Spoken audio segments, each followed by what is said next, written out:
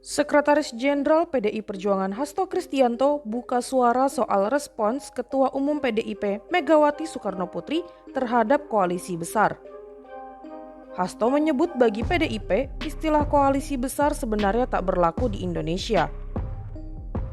Koalisi besar justru ada di dalam sistem pemerintahan parlementer, di mana dalam sistem ini pemerintahan dibangun dengan memadukan kekuatan partai.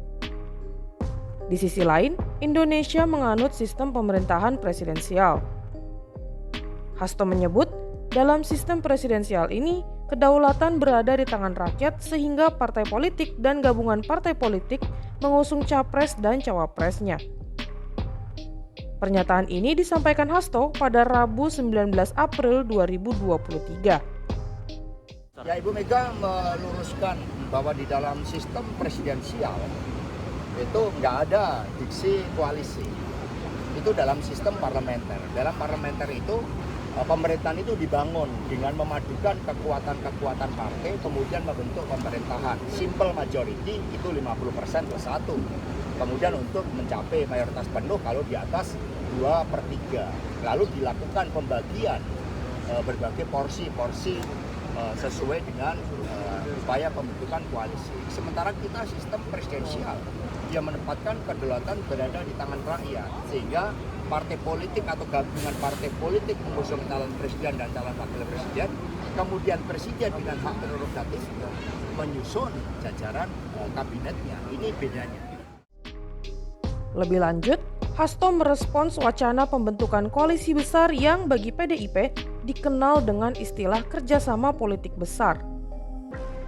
Hasto mengatakan, saat ini koalisi besar masih berupa diskursus para elit partai politik.